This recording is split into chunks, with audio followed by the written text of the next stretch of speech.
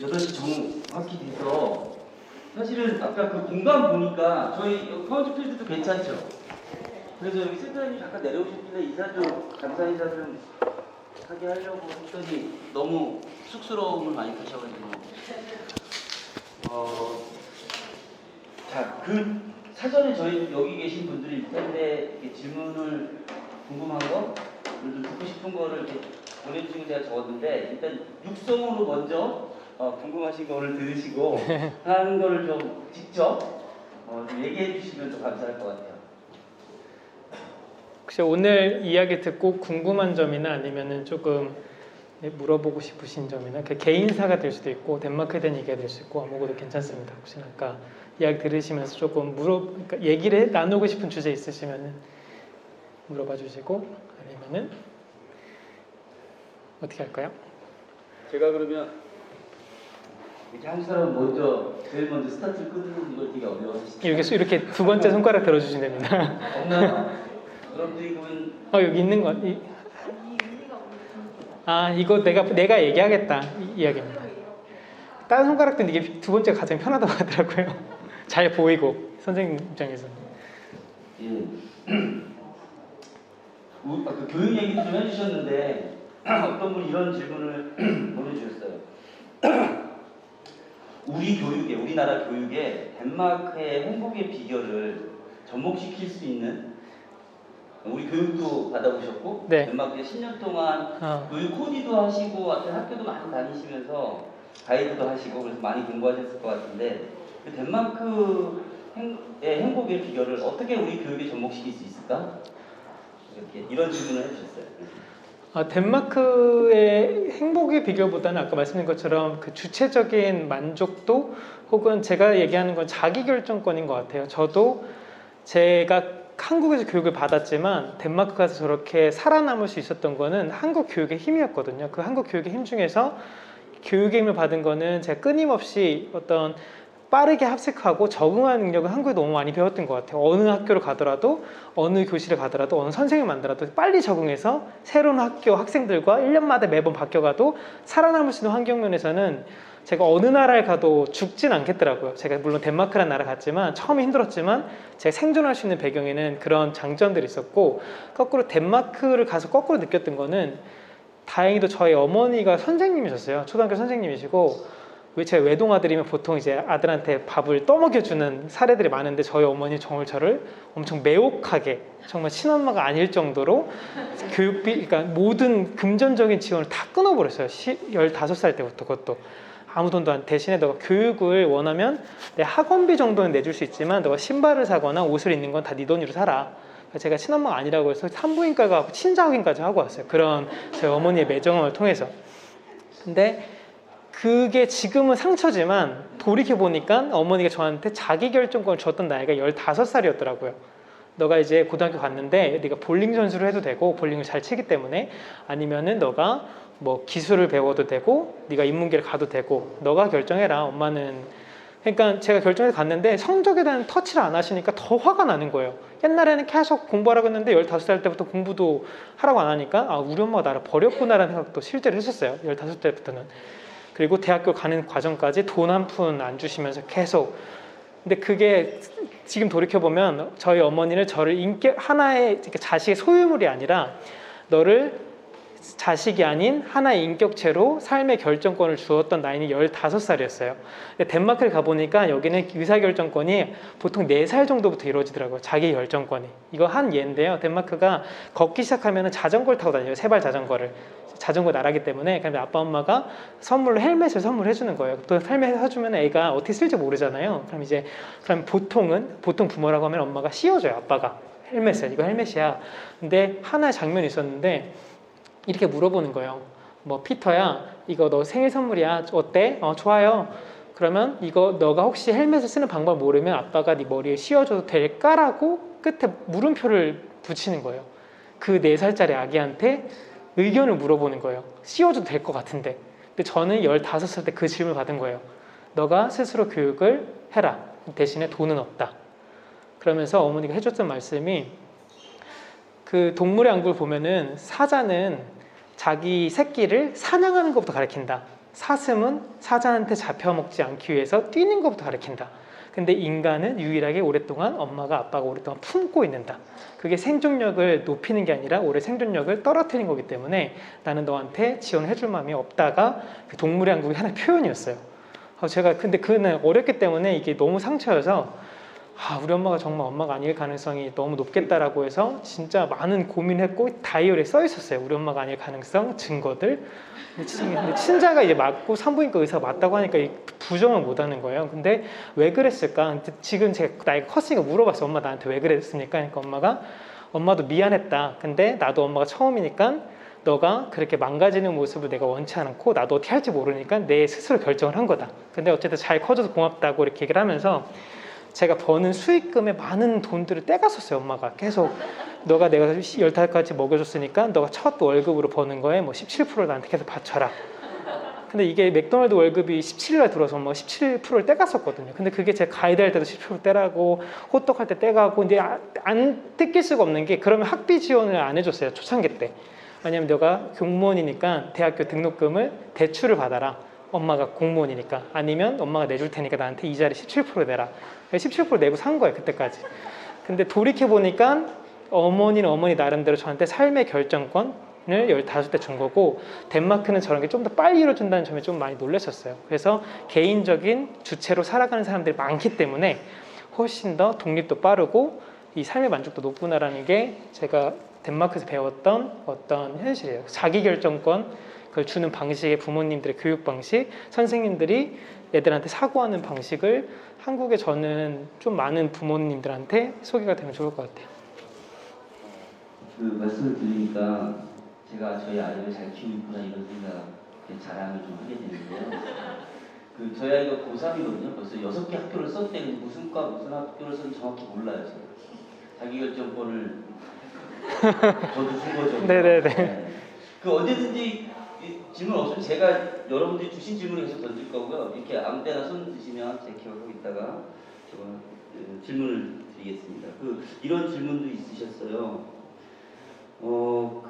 저희가 춘천에서도 그리고 우리나라 코로나 시대에 이제 학교가 문을 닫게 되니까 마을 돌봄, 마을 학교, 마을 교육 이런 얘기들이 많이 되고 있고 지금 정부도 그렇고 지역에서도 저희들도 지금 그 사업들을 하고 있는데 저희가 주로 학교 얘기 아까 많이 들었는데 덴마크의 학교 이외에 아까 애프터스콜레나 뭐 자유학교 말고 학교 공교육 과정의 이외에 다양한 돌봄과 마을에서의 교육, 체계, 시스템, 생태계 이런 것들이 있으면 좀 소개를 해주시면 좋을 것 같습니다. 네, 공교육은 어떻게 보면 지루할 수 있기 때문에 아이들도 지쳐할 수 있어요. 그래서 덴마크는 또 어떤 학교 체계가 있냐면 웅돔스콜레라는 또 형태가 있거든요. 이건 뭐냐면은 공교육이 내가 좀 싫어. 선생님도 별로 마음에 안 들고 그러면 아이들이 정말 좋아하는 취미 활동을 할 수 있는 약간 서클 활동 개념의 학교가 또 있어요. 그건 이제 마을 단체 지자체별로 하나씩 정도가 있는데 그럼 거기를 가면은 되게 신기한 게 그 웅돔스콜레의 그 교사들도 공교육에 있는 교사가 또 오는 겁니다. 근데 그 학생들이 선생님이 저 학교 있을 때는 별로 친숙하지가 않았는데 여기 와서 선생님 카드 게임하고 선생님이랑 놀고 하니까 선생님이 너무 친구 같다는 거예요. 그러니까 또 학교 가니까 학교에 선생님이 싫지만 여기서 좋았던 기억 때문에 또 더 친해지고 또 선생님은 또 어쩔 수 없이 지루한 교육을 할 수밖에 없는 선생님들도 애들이 좋아하는 모습을 보니까 아이들이 어떤 호기심을 찾게 되고 그래서 웅돔스콜레는 그 아이들이 좋아하는 취미 활동을 하는 한 서클이에요. 근데 이 학교가 주는 장점은 한 학교에 있는 학생들만 만나다가 한 4-5개 지자체에 속해 있는 학교들 애들이 모여서 서로가 뭐 축구를 한다든지 아니면 댄스를 한다든지 람보를 한다든지 이런 게 있기 때문에 공교육이 지칠 때쯤 그런 학교들이 더 아이들의 어떤 유대감을 형성을 시켜주는 학교가 있고 실제로 그 학교를 가르치는 그 학교를 이제 매니징하는 선생님들도 위한 학교가 있어요. 폴케우스쿨레도 그렇고 이제 그런 자유학교도 그렇고 선생님들의 교육 형태가 다르다는 게 저는 되게 놀랬고 그럼 그 아이들은 거기 가서 어떤 시간을 어떻게 보내야 되는지를 이제 알려주는 교육들이 좀 신기했던 것 같습니다. 그래서 웅돔스콜레가 아마 한국으로 치면 방과후 학교의 개념인데 그거를 학교에서 하는 어떤 형태가 아니고 아이들 좋아하는 형태로 따로 나와서 마을 단위에서 운영을 하기 때문에 되게 재미있는 하나의 학교 형태라고 볼 수 있다. 그래서 웅돔스콜레가 약간 청년들의 학교 이런 뜻입니다. 그러면 그렇게 마을의 지역사회에 있는 스쿨레들은 운영을 네. 뭐 운영비나 이것저것 지자체에서도 합니다. 우리 시장님 오셨어야 돼요. 지금 저희도 그렇죠. 지금 교육, 공교육 안에서 돌봄 이제 뭐 9시 그래서 교육계 쪽하고 지금 지자체는 우리는 교육 경비 주니까 모든 교육은 모든 방과후든 모든 교육은 학교에서 해, 교육계에서 해 이러고 있는데 코로나를 맞으면서 사실은 지금 되게 많이 논란 이걸 헤쳐나가야지 덴마크처럼까지는 아니더라도 말해서 우리 아이들이 성장하는 안전한 돌봄과 안전한 배움들이 네. 이루어질 것 같아요. 또 손 드시는 분이 안 계시네요. 예. 방금 말씀해주신 그 학교에 관해서요. 학생들 얼마나 많은 퍼센테이지의 학생들이나 학년들이 이용을 하는지 그리고 비용을 무료인지 아니면 자기도 돈을 내고 이용하는지 일단 서클 활동하는 건 돈을 내지는 않는 것 같고요. 그 안에서 이루어지는 뭐 이제 간식이라 이런 것들은 개인 비용을 내지만 서클에 들어가서 뭐 게임을 한다든지 아니면 스포츠를 한다든지 이런 비용은 다 지자체에서 운영을 합니다. 그리고 이용을 하는 건 잘 얼마 정도 퍼센트는 모르겠지만 아이들도 2시 반, 3시 반 끝나면은 갈 데가 없는 친구들도 있나 봐요. 집에 빨리 가는 친구도 있지만 부모님이 퇴근 시간이 4시 반, 5시 반 되는 사람들도 있기 때문에 그러면 거기에 자기가 시간이 될 때 가서 하는 친구들도 있고 우리 웅돔스콜레가 그 다른 학교들이 모여서 뭐 축제 어떤 뭐 오케스트라를 나간다든지 해서 주기적으로 만나는 학생들의 교류가 계속 있나 봐요. 그래서 웅돔스콜레가 해야 되는 역할은 혹시나 공교육이 좀 지쳐 있거나 아니면 학교의 연대가 좀 떨어지는 학생들을 계속 불러서 그 학교 학생들이 클럽을 많이 활용해야지만 돈이 또 나오나 봐요. 그래서 어떤 프로그램 개설했을 때 뭐 코리안 수업이 있으면 6명 이상이 됐을 때 지원금이 나오고 그러다 보니까 아이들이 더 좋아하는 과목을 개설을 해야지만 재정을 더 많이 받아서 계속 운영을 할 수 있도록 결국 초점은 아이들이 뭘 좋아하냐를 어떻게 개설해 얼마만큼 어떻게 보면 학생 수를 클럽으로 들여오냐가 관건이어서 이제 그런 거를 많이 연구하고 공부를 한다고 합니다. 네, 저는 이제 그 한 나라의 그 교육의 최고 발현 형태는 정치다 이렇게 생각하고 있거든요. 네네. 오늘 정치 이야기는 안 하셨는데 그 덴마크가 가장 정치적으로 부패가 덜한 나라로도 평가되지 않나요? 그것이 가능한 게 교육이 어떤 점에서 시작됐을까? 저는 그 부분을 궁금해하고 있거든요. 근데 보통 이제 얘기하면 비판적 사고라고 이렇게 얘기를 하는데요. 그러니까 저도 첫 시험 때 교수 평가를 구두 평가 전에 시험 평가를 했었어요. 교수님이 저한테 브루스 너는 내 수업에 대해 어떻게 생각하냐. 저는 순번이 마지막이었고 다른 애들이 정말 공격적으로 손을 들면서 교수님 연사 초청 3번 하기로 했는데 한 번밖에 안 했습니까? 교수님 나 프로그램 이거 10만 원 주고 샀는데 왜 80페이지나 안 끝냈습니까? 당신이 돈 물어줄 겁니까? 이렇게 하는 사람도 있고 교수님 이 프로그램은 내가 실질적으로 나중에 그 진로 시장 갔을 때 별로 쓸모없는 것 같아요. 저는 이거 듣고 속을 엄청 좋아했어요. 야 니네 교수를 이렇게 까다니 니네는 점수 내 시험 보는데 빵점이다. 그럼 브루스 너는 어때? 물어본 거예요. 교수님 영어 완벽하셨고요. 제가 녹음까지 다 했고 일단은 너무 연사 초청도 한 번 했지만 너무 좋았고요. 감사합니다. 저는 솔직히 100점 맞을 줄 알았어요. 제가 빵점 맞았고 얘네들이 다 이런 얘기했던 애들 다 좋은 점수 맞으니까 저는 엄청 그러니까 망연자실? 교수님한테 내가 아부했던 것도 통하지 않고 해서 결국에 제가 재수강을 했어요. 빵점을 받아서. 근데 결국에 또 한 번 수업을 들으니까 알겠더라고요. 진짜 80페이지 다 나가네? 연사 초청 3번 다 했네? 근데 한국에서 제가 교수 평가할 때는 익명으로 이렇게 했었거든요. 근데 보는 앞에서 다 있는 자리에서 애들이 손을 들고 비판적 사고를 하다 보니까 이게 결국엔 더 좋은 학습의 형태로 바뀌는 걸 보고 덴마크의 핵심은 비판적 사고 능력이 되게 중요하구나라는 거를 알았습니다. 그리고 이거 어렸을 때부터 가르치는 것 같아요. 가르친다는 게 학습을 하는데 초등학교 때부터 물어봐요. 학생 그 수업이 어땠는지를 계속 그거를 보고하게 돼 있어요. 실제로 어린 초등학교 학생들한테도 설문지로 해서 만족도가 어땠는지 그러다 보니까 아이들이 계속 생각하고 선생님에 대해서 이야기하고 그런 것들이 어릴 때부터 훈련이 된 것 같습니다. 네, 거기에 조금 더 질문을 좀 이어나가고 싶은 점이 있는데요. 비판적 사고가 굉장히 중요한 것 같다라고 말씀하셨고 그것은 그 어렸을 때부터 키워지는 것 같다. 가정에서나 현장에서 키워지는 것 같다고 하셨는데 그러면 덴마크인들은 무엇을 중요하게 생각하길래 비판적 사고를 그렇게 키우려고 노력을 할까? 그 비판적 사고가 가능하게 하는 근원은 뭘까라는 질문이 따라오거든요. 비판적 사고를 하는 이유는 오히려 결과적으로 좋은 걸 만들어내기 위함이라고 생각하거든요. 그 덴마크를 또 하나 키워드 뽑을 때 신뢰라는 걸 많이 뽑아요. 신뢰 지수가 높은 나라, 투명도 지수가 높은 나라. 그럼 이게 저는 궁금하거든요. 눈에 보이지 않는 신뢰와 이런 것들을 어떻게 우리가 측정할 수 있고 보여줄 수 있을까? 근데 그렇게 얘기하면 이 사람들한테 그럼 거꾸로 되물어봐요. 사람들의 갈등이 해결되지 않거나 갈등이 생기는 이유는 뭐라고 생각하냐요? 거꾸로. 당연히 사람마다 생각이 다르기 때문에 내 주장이 맞다고 했을 때 이게 다르지 않을까? 다름을 인정하지 않을 때 그럴까? 그럼 그 다름을 인정하는 비결은 뭐냐 물어보는 거예요. 근데 이건 저도 잘 모르겠더라고요. 대답을. 근데 제가 이런 질문을 이어갔던 선생님이었는데 선생님이 덴마크가 신뢰 지수가 높은 이유는 갈등을 해결하는 방법이 있다고 하더라고요. 그러면서 모든 갈등이 해소되지 않는 이유는 대화의 시간이 있다고 말씀하시는 거예요. 그러니까 너가 나가 다르지만 오랫동안 계속 대화를 하다 보면은 결국에는 서로를 이해하게 되고 그러니까 모든 갈등은 대화의 시간에서 해결이 된다는 걸 듣고선 그만큼 대화의 시간이 중요했구나도 저도 알고 있고 상대방의 의견을 듣고 내가 생각을 하고 결국 좋은 결과를 만들어낸다는 합의가 있으면은 비판적 사고가 중요하기도 하고 긍정적인 또 태도가 중요하거든요. 그럼 결국에는 그 사람 다른 생각도 내가 받아들이게 되고 모든 갈등들도 대화의 시간에 해결된다고 하면은 어떻게 대화하는지 그리고 어떻게 내가 상대방을 이해하는지 그렇기 때문에 오히려 비판적 사고도 중요하고 대화의 시간을 오래 갖는 게 중요하다고 이렇게 저는 전달을 받았습니다.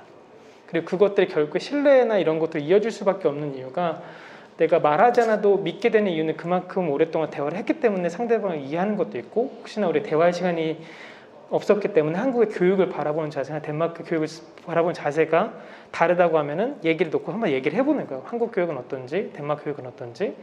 그런 서로가 이해가 됐을 때 쓸데없는 시간에 시간을 쓰지 않는 것 같아요. 비판적 사고를 통해서 문제점을 발견하고 토론을 하거나 다른 게 있으면 서로 대화를 했을 때 그 부분이 해결되면은 굳이 쓸데없는 오해, 쓸데없는 부정적인 감정이 소비가 안 되어서 오히려 쓸데 있는 곳에 시간을 쓰는 게 덴마크 사람들한테 중요해서 그렇게 대화를 오랫동안 하는 것들을 강조하는 것 같습니다. 가보시면은 자전거 탈 때 대화하고 있고 이제 벤치 안에 대화하고 있고 이게 누워서 대화하고 있고 그리고 노사 간에도 싸울 수는 있지만 항상 대화 통해갖고 3년 동안은 이거로 싸우지 말자고 공동 합의문을 만들어요. 그럼 파업할 수 있는데 파업했을 때 어떤 부분들은 어떻게 해결할 거며 그럼 3년 동안은 적어도 노사 간에 이런 합의를 했기 때문에 이런 곳에 감정을 쏟지 않아도 되는 거예요. 이미 합의를 했기 때문에 파업을 했을 경우는 이렇게 대처하고 파업을 그러니까 하지 않도록 조율을 하고 또 3년 뒤가 지나면 또 엄청 싸우겠죠. 토론하고 비판적 사고를 통해서 더 좋은 걸 만들어내고 그렇게 해서 문제를 해결하는 방식을 대화의 시간을 찾다 보니까 이 갈등을 해결하는 속도 그리고 서로를 믿는 신뢰 수준이 자연스럽게 높아지는 것 같습니다. 저희가 쉼표학교를 여기 앞에 앉아 계신 서울의 자유학교 팀이 있어요. 덴마크 홀교스콜레를 서울에서 운영하는 자유학교 팀한테 이제 일종의 위탁해서 저희 시민학교를 하다 보면 그런 말을 되게 생소한 단어인데 많이 들었던 게 작년부터 안전한 관계라고 하는 신뢰가 네. 사실은 오늘 만났는데 어떻게 안전한 관계가 되지? 처음에 전 그런 질문을 던졌거든요. 그런데 대화라든지 그 문화, 그 쉼표학교, 시민학교를 하는 그 공간에서는 우리는 안전한 관계야라고 하는 거를 끊임없이 이 선생님들이 얘기하시는 것 같아요. 그래서 그 안전한 관계가 된다 그러면 비판적인 얘기라든지 어떤 우리는 대화 많이 하면 이런 거 딱 떠오르잖아요. 싸우는데 결국 대화 많이 하면 싸우게 되는데 그래서 오히려 대화를 단절하는데 그건 안전한 관계가 형성되어 있지 않기 때문에 그런 거 아닐까라고 하는 좀 지금 말씀을 들으면서 되게 많이 좀 와닿게 됐어요. 또 혹시 예 앞에 계신 분부터 저는 지금 말씀드린 거 궁금한 게 있는데 덴마크에서도 진도라는 게 있을 것 같아요. 그래서 어느 정도 거의 1학기 되면은 아이들이 이렇게 나와야 돼, 2학기 되면 이렇게 나와야 돼. 근데 하나에 대해서 아이들이 막 서로 질문을 하고 다른 이야기를 하다 보면 시간이 되게 많이 지체가 될 수 있을 것 같아요. 그래서 내가 오늘 여기까지 나와야 될 때는 수업적인 목표를 달성하지 못할 수 있을 것 같은데 아이들의 이야기를 다 듣는 건 좋지만 뭔가 그렇게 좀 앞으로 나아가기 위한 뭔가 이런 장치라고 해야 되나 그런 것들에 대한 부분이 있는지 아니면 그거에 상관없이 그냥 그거에 맞춰 속도에 맞춰서 나가는 건지 그러니까 덴마크 선생님들이 항상 얘기하는 거는 자율권이거든요. 이 수업을 설계하는 게 다 본인한테 달려 있어요. 그럼 교육부에서 이 수업이 끝났을 때, 이 학기 끝났을 때는 뭐 문해력은 어느 정도, 이건 일단 평가를 하겠죠. 이게 달성이 됐는지 안 됐는지를. 근데 그 달성하는 방식은 다 선생님이 모든 걸 결정할 수가 있어요. 그래서 보통 수업이 이루어지기 1년 전에 커리큘럼이 있는데 커리큘럼이 없다고 얘기하고, 우리는 그 그러니까 교육부에 내려온 어떤 목표를 달성하기 위해 선생님이 모든 수업을 짜는 건 선생님의 몫이에요. 그래서 어느 선생님은 강의 시간 좀 오래 가져갈 수 있지만 대부분 선생님들이 교육부나 여기서 강조하는 것이 어느 정도의 시간 동안에 기본적인 지식을 주고 아이들끼리 토론하는 팀 빌딩을 하는 시간을 또 갖도록 하고 마지막에는 발표하는 시간이 되게 중요하더라고요. 그래서 선생님도 결국 평가를 해야 되는 평가자의 입장이다 보니까 어떤 지식을 생산했는지 혹은 어떻게 받아들였는지 그거를 선생님마다 자기 재량권을 갖고 짤 수가 있어요. 예를 들면 교보제 같은 것도 이제 어떤 교과서가 없거든요. 그 수업에 맞는 교재는 선생님이 정할 수가 있어요. 그러니까 선생님이 정할 수 있고 그 수업에 또 어울리는 뭐 어플리케이션이 됐던 어떤 다른 보조 교재도 선생님이 다 역량을 갖고 있어요. 그래서 아이들이 기본적인 소양만 다 통과가 되면은 그거는 선생님의 재량이 있기 때문에 결국에는 교장 선생님도 어떻게 할 수가 없거든요. 그러니까 미리 선생님이 짜놓은 방식대로 수업을 전개하고, 그래서 수업 형태가 좀 다른 것 같아요. 뭐 수학 같은 수업은 조금 더 선생님의 강의가 좀 많았던 것 같고, 다른 수업 뭐 역사 수업이라든지 아니면 국어라든지 이런 부분들은 우리 아이들의 생각을 더 많이 물어볼 시간이고, 영어 같은 경우에는 소통의 시간이 많기 때문에 대화를 계속하는, 그래서 수업 특성별로 조금씩은 다른 것 같습니다. 근데 모든 재량권을 다 선생님이 갖고 있다는 게 이상적인 것 같아요. 저는 한국과 같은 형태의 시험 제도가 없습니다.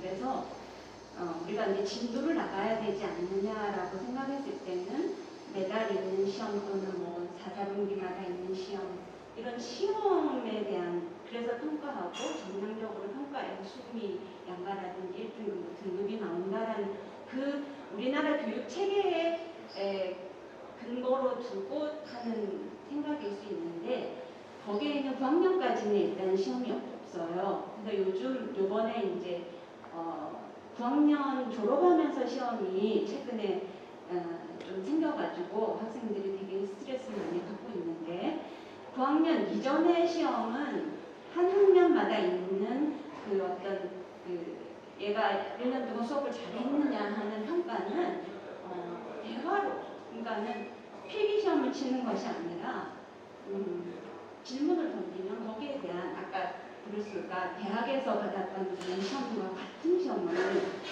학년마다 치는 거고, 그 다음에 그것이 정해진 뭐 특정 교과서 이런 형태로 되는 게 아니기 때문에 좀 우리가 좀 상상력을 높여야 덴마크 교육을 이해할 수 있다 이렇게 생각합니다. 저기요. 네. 제가 한 가지만 더 보충 설명드리면요. 최근에 덴마크의 교육법 중에서 추가가 된 내용 중에 하나가 하루의 수업 시간 동안에 아이들이 90분 동안 움직이라고 하는 지침이 내려왔어요.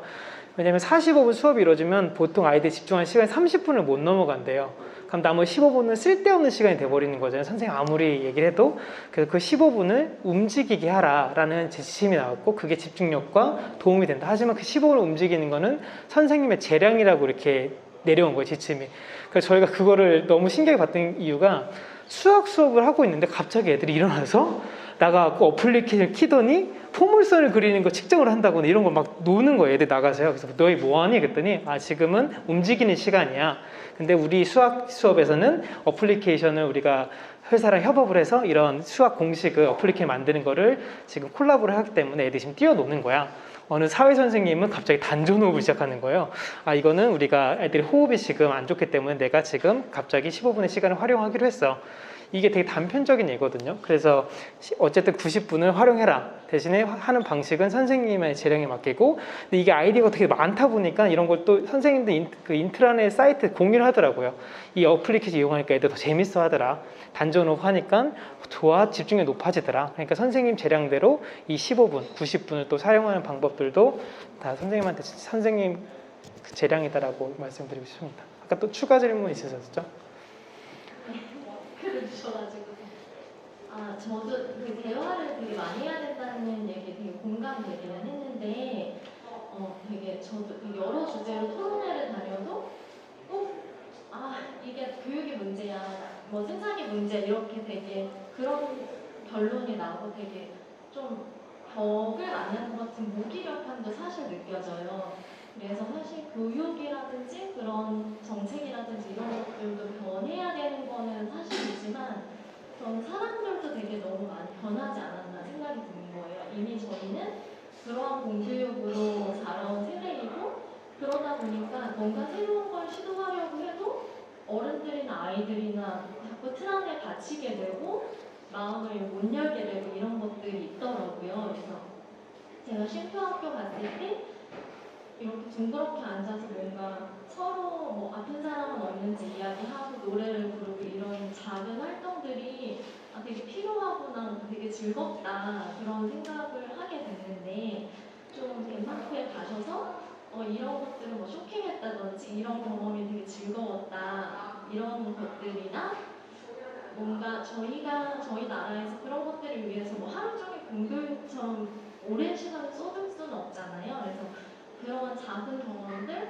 좀 즐거웠던 경험, 그리고 내가 했던 이야기가 뭐 반영되고 뭐 그런 경험을 할 수 있는 좀 즐거운 사례나 좀 마을 공동체 같은 곳에서 좀 해봄직한 그런 것들이 있으면 좀 얘기해 주시면 좋을 그 덴마크가 동그랗게 앉아서 칼질하는 문화야. 우리는 다 개인 음식 갖고서 한 음식을 얘기는 하지만 네 거 내 건 분명해. 너희는 침도 섞고 먹여주고 뽀뽀하고 이건 우리한테 없는 문화라는 거예요. 근데 여기 그래서 또 한국의 회계는 삼겹살집이 있다는 거예요. 그래서 제가 듣고서 너무 충격에 빠졌어요. 근데 이거 다른 점은 뭐냐면 술잔 위에 올라가는 이야기예요. 똑같이 즐겁고 스트레스 푸는데 술잔 위에 내가 어떤 이야기를 담을 거냐 중요하거든요. 누구를 험담하거나 누구를 욕하거나 근데 어쨌든 좋은 사회를 위해서 어떤 걸 잘해보자는 의미에서 하면 결과적으로 더 좋은 일이 생기는데 그 술잔 위에 누구를 험담하거나 누구를 깎아내리거나 토론도 누구를 이기기 위한 토론을 하게 되면 결국 결과적으로는 네 편 내 편이 갈리게 되거든요. 그래서 그분이 몰랐던 거는 어떤 대화를 제가 하는지 몰랐기 때문에 저는 대화를 하면서도 이 대화의 목적, 대화의 어떤 목표 이런 것들이 과연 무엇을 위한 것인가 충분히 논의가 되고 그때 토론을 하면 이기기 위한 토론이 아니라 결국 더 좋은 걸 위한 토론이 되거든요. 그래서 아마 쉼표학교에서 하셨던 경험들도 저희가 왜 그거를 해야 되는지를 모르고 아마 다 오셨을 거예요. 근데 이런 거 해보니까 이게 내 감정을 표현하는 게 엄청 어려웠구나. 그리고 이 사람도 저런 일들이 있었구나를 저희는 시간이 없어서 못했던 것 같아요. 아니면 그런 환경이 안 되거나. 근데 그분은 삼겹살집에서 이걸 봤다고 하니까 저로서는 우리는 시간과 환경은 이미 있었구나. 대신에 그 위에 올라가는 대화의 내용과 방법이 달랐을 뿐이지 저희가 없었던 건 아니라고 이렇게 생각을 또 했었고요. 또 하나는 덴마크의 학생들이 한국에 엄청 오고 싶어요. 왜냐면 자기들이 너무 지루하대요. 공교육 지루하고 맨날 2시에 집에 가면 발 닦고 자고 이런 것도 애들 너무 지루한데 얘네들 한국은 미치는 거예요. 한국은 24시간이 다 불 켜져 있고 노래방도 엄청 싸고 무슨 그러니까 애들은 그런 뭐가 있냐면 결핍이라는 게 다 있는데 한국에서의 결핍은 나만의 시간이나 서로를 위한 시간이 없는 게 결핍이라고 저는 보거든요. 그러니까 대화도 부족할 수 있고 대화를 하는 방법도 옳은데 거꾸로 덴마크 사람들 시간은 많지만 거꾸로 여유를 찾다 보니까 어떤 개인적인 엔터테인먼트 내가 정말 더 놀고 싶은데 그런 게 사회적으로 많이 닫혀 있을 수도 있고 그래서 그런 친구들이 한국 가서 평생 살고 싶다 그러고 한국에 있는 학생들이 덴마크 가면은 난 여기서 평생 여유롭게 살고 싶어. 이게 사람은 사회는 다 결핍이 있구나. 결핍이 있으면 내가 하나를 선택하면 하나를 포기하게 되는 거잖아요. 그래서 이 포기한 거를 내가 억누르고 살 거냐 혹은 내가 다른 걸 결핍을 찾아서 메꾸고 살 거냐. 그래서 저는 한국 덴마크를 돌아다니니까 알겠더라고요. 덴마크에서도 여유롭지만 그 나라는 온실속 화초이구나. 자기들끼리 잘 먹고 잘 살지만 협업을 하던 사람이 미국에 가거나 한국에 가면 시들어요. 경쟁하는 법도 모르고 살아난 생존력이 너무 낮으니까 갔다가 놀다가 일하면은 한국에서 일하면 바로 돌아와요. 나는 못 살겠다. 근데 한국 사람은 어디 가도 인정을 받는 이유가 저희는 빨리빨리 하고 눈치가 있잖아요. 그 생존력이 더 뛰어나요. 근데 한국에 있다 보면 이게 경쟁이고 억누르지만 외국에 가면 또 이게 경쟁력이 돼버리더라고요. 그래서 결국에는 나라마다 다 결핍이 있을 거고 왜냐면 사회는 하나의 선택을 하기 때문에 과연 포기한 것은 무엇일까? 이 포기한 걸 찾아서 그 결핍을 내가 채워주면 그게 일이 될 수도 있고 하나의 가치가 될 수 있어서 저는 개인적으로는 한국의 좋은 점들이 덴마크 사람들에는 너무 좋은 거고 또 한국의 싫은 점들은 또 덴마크 좋은 것도 발견할 수 있기 때문에 이게 계속 결핍이 이동하면서 사회가 발전하는구나를 이제 제가 두 나라를 통해서 많이 깨우쳤던 사실입니다. 그리고 한국에서 해봤으면 좋은 거는 저는 대화를 지금도 많이 못한다고 생각해요. 지금 대화를 하는 시간도 부족하지만 저희 부모님하고도 대화가 잘 할 시간이 많이 없고요. 한국에 와도 친구랑도. 그러니까 이게 대화의 시간을 갖는 것 자체가 너무 중요한데 학교에 있으면 선생님 귀를 기울이거나 교수님 앞에 있어도 제가 말을 못하게 되고 그래서 결국 대화라는 게 결과적으로 봤을 때 더 많은 거를 우리한테 주는구나라는 체험만 있으면은 저는 할 것 같아요. 그게 문제 해결해보는 프로젝트가 될 수도 있고 그게 내가 사회 경험을 해보는 어떤 하나의 형태가 될 수도 있고 아니면 마을 공동체가 돼서 어떤 문제를 찾고 그래서 결국 이런 걸 하기 위해서는 모든 사람들의 어떤 감정적인 것들을 이해하고 의견을 표출하고 이해하는 게 되면 그 다음 일들은 되게 수월하게 이루어질 것 같습니다.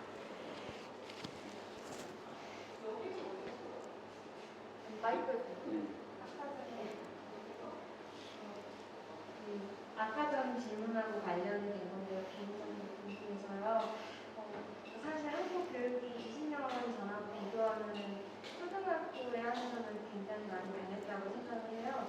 그래서 교사들도 교과서를 사용하지 않고 다 대구성을 하고 감정에 대해서나 학생들 토론이나 이런 걸 많이 하는데요. 사실 이런 식으로 프로젝트를 진행할 때 가장 어려운 점이 학부모들의 민원이라든지 불만족이 발생할까봐 좀 불안할 때가 있는데 덴마크 같은 경우는 수업 방식을 설계하는 데 있어서 혹시 학부모들의 권한은 얼마만큼이 있는지 그리고 교사에 대한 신뢰가 어느 정도가 있는지 궁금합니다.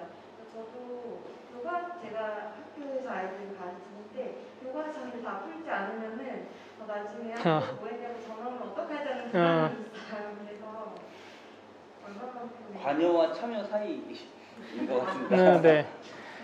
우선 덴마크에서는 선생님한테 그 모든 재량이 있기 때문에 그 재량을 결국 부모님한테도 아이들이 전달할 수 있는 건 결국 집에 가 숙제거든요. 숙제를 뭘 해오냐 이 그런 차이인 건데 제가 한 학교에서 되게 인상적이었던 수업이 있었는데 그 수업은 한 선생님이 인터뷰라는 수업을 하는 거예요. 그래서 오늘 수업의 인터뷰라는 정의는 이런 거고 이 인터뷰를 할 때는 그 상대방의 뷰를 보는 게 더 중요한데 오늘의 숙제는 집에 가서 너의 아빠가 담배 피우셔서 얼마나 건강에 해로운지 너의 할머니께서 외로우시진 않은지 각자 갖고 있는 삶의 어떤 문제들을 너희가 물어보고 답변을 정리해서 갖고 와라라고 이 초등학교 4학년 수업이었거든요. 그럼 이제 당연히 집에 가서 엄마한테 물어볼 거 아니에요. 엄마는 뭐가 걱정이야? 뭐 하면 뭔데? 그럼 이거는 인터뷰라는 수업이야. 근데 결국 그 수업이 나중에 또 발표를 해요. 그 수업에 학부모들 초대할 수도 있고 아니면 그 결과를 부모들한테 가서 전달을 그러니까 내용을 정리해서 전달해 주라고 이렇게 얘기를 할 수도 있고 그래서 이제 그걸 본 순간 저는 선생님에 대한 재량권이 있으니까 부모 입장에서는 그냥 전적으로 믿는 것 같아요. 그러니까 아이들이 아무것도 안 배운 것이 아니고 항상 집에서 뭔가를 해오라는 숙제. 근데 그게 어려운 숙제들이 아니거든요. 그냥 물어보고 그것도 어떻게 대화하는 부분들이고 아이들이 생각하는 것을 부모한테 가서 얘기해보라고 하는 부분들이었기 때문에 근데 하나의 단편적인 예고요. 그래서 보통 부모들이 학교 교육에 참여를 많이 하는 부모들이 많으세요. 왜냐하면 워낙 남는 시간이 노동시간이 짧다 보니까 애들을 픽업 올 때나 아니면 학부모 참여하는 부모들이 많아서 부모를 참여하지 않는 부모들 중에서는 이혼 가정이 또 많다 보니까 이제 안 오시는 부모들도 있고 근데 그런 걸 떠나서 일단은 선생님들이 하고 있는 수업에 대해서는 컴플레인이거나 이런 것들은 할 수는 있는데 오히려 컴플레인은 공교육이 더 많다고 하더라고요. 공교육은 정해진 틀대로 가는데 거기 안에서 선생님들 바꿔낼 수 있지만 선생님 입장에 또 투머치한 하나의 과제가 되다 보니까 오히려 학부모들의 컴플레인이 요즘 공교육이 더 많대요. 그래서 오히려 자율권이 더 많은 프리스쿨이나 프라이빗 스쿨이 훨씬 더 선생님들 일하기도 더 수월하고 공교육 선생님들 오히려 이 부모의 기대와 함께 공교육을 또 지켜나가는 틀을 또 유지해야 되기 때문에 오히려 최근에는 공교육 교사분들이 훨씬 더 많은 스트레스를 받는다고 합니다. 그래서 어쨌든 전적인 신뢰 이런 것들은 이제 그 학부모를 만나는 자리나 혹은 아이들이 평소 때 하는 프로젝트나 수업들을 계속해서 전달을 하는 입장이기 때문에 그런 것에 대해서는 저도 잘은 모르지만 한 부분의 예를 들어드릴 수가 있을 것 같습니다.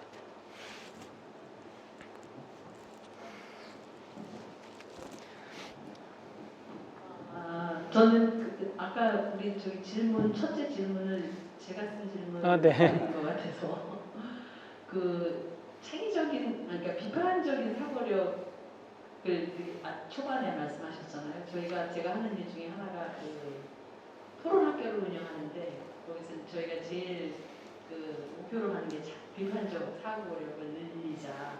근데 그 토론의 결과를 대회를 하다 보니까 이 아이들의 경쟁이 너무나 치열해지는 그쵸, 네. 거죠. 그래서 그다음에 이제 경쟁하지 않는 그래서 뭐 동화책이나 아니면 그림책을 가지고 이렇게 좀 진행을 하고 있어요. 그러니까 제가 지금 여쭙고 싶은 거는 저는 이제 아이가 셋밖에 없어서 막내가 이제 29살이니까 교육하고는 되게 먼 거라고 생각했는데 사실은 교육은 제가 이제 올해 한급 맞았는데 지금부터 받아야 된다는 네. 생각이 들어요. 네네.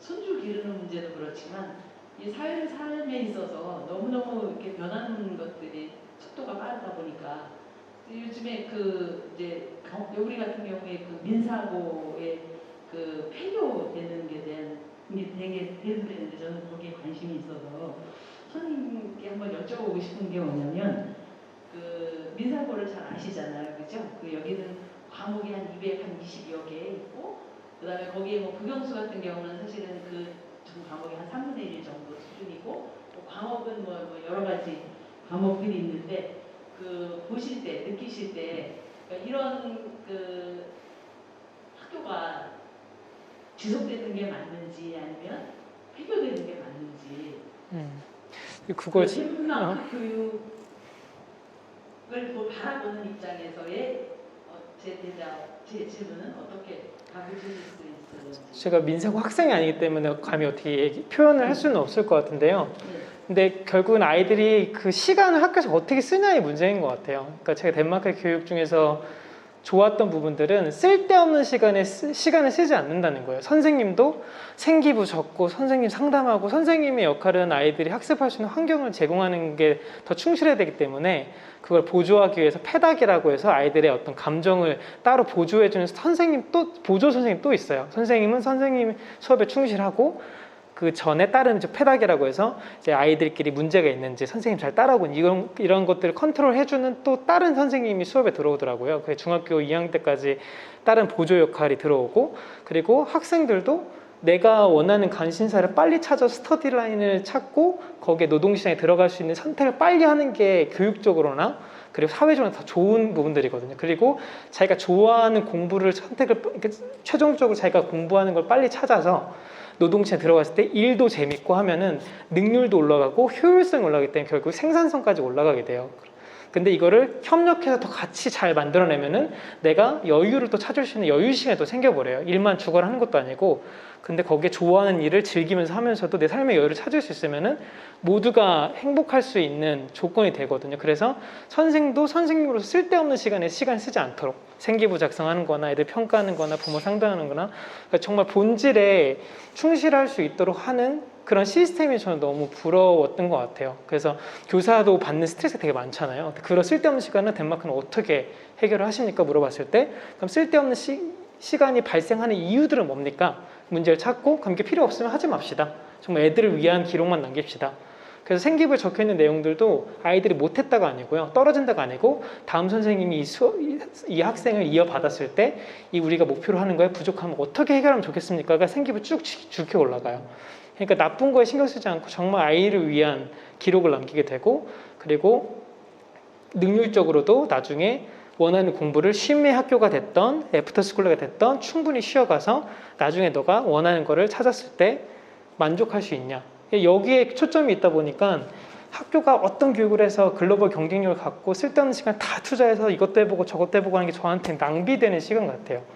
그래서 덴마크에 있는 애프터스쿨이나 폴케어스쿨이 공교육에서 만족을 하지 못하는 사람들의 한 대안으로서 교육부가 돈을 주고 그 교육들을 포용할 수 있는 이유는 궁극적인 목적은 사람이 쓸데없는 시간을 쓰지 않고 내가 좋아하고 잘하는 것에 시간을 쓸 수 있도록 초점이 맞춰져 있기 때문에 공동의 목표가 있기 때문에 교육을 하시는 분 아니면 노동자가 됐던 고용자가 됐던 여기에 초점이 맞춰 있어서 거기를 계속 집중하는 것 같아요. 그래서 저는 개인적으로는 쓸데없는 시간을 쓰지 않는 부분이 필요할 것 같아요. 근데 민족사관학교가 제가 어떻게 시간을 쓰는지 모르기 때문에 제가 드릴 수 있는 말씀은 그 정도일 것 같습니다. 예, 감사합니다. 2시간 지나가고 있는데요. 보내드려야 돼요, 덴마크로. 그 짧은 시간에 사실 덴마크 교육, 덴마크의 행복, 만족하는 삶 이런 걸 다 이해할 수는 없는데 그걸 조금 맛볼 수 있는 데가 있어요. 우리나라에 춘천 시민학교, 시민학교가 이번 달 말에도 있거든요. 그래서 주변에 널리 알려서 함께 좀 맛보기니까 맛보기를 좀 참여했으면 좋겠다는 말씀을 광고 말씀처럼 드렸고요. 그 몇 년 전에 오마이뉴스 홈틀리 그때 사전 법인이 만들어진 덴마크 교장 선생님들을 대거 초청해갖고 서울에서 그 이런 컨퍼런스를 했는데 10만 원을 내고 제가 갔어요. 몇 시간인데 10만 원을 내고 갔는데 거기서 이런 질문이 청중에서 나왔습니다. 덴마크에 사실 오늘 시간이 있으면 좀 그런 것도 좀 여쭤보고 싶었는데 이혼율이 굉장히 높대요. 근데 어떻게 행복한 나라에서 이혼율이 높습니까? 라고 질문이 이제 어떤 노신사께서 하셨는데 그 교장 선생님 대답이 이혼율이 높으니까 행복하죠 이렇게 얘기를 했어요. 그러니까 이혼하면 불행해라고 하는 우리의 사고방식으로 아까 선생님 말씀하셨던 것처럼 뭐 진도의 문제 또 대입의 문제 이런 걸로 사실 덴마크 교육이나 덴마크의 삶의 만족을 이해하기는 어려울 것 같습니다. 아무튼 짧은 시간 멀리 덴마크에서 나눈 걸 어떻게 캐치가 돼서 여기까지 와서 좋은 시간 나눠준 우리 김유 브로스 아까 약속했어요. 덴마크에서 다음에는 보자고 항상 매번 올 때마다 약속해요.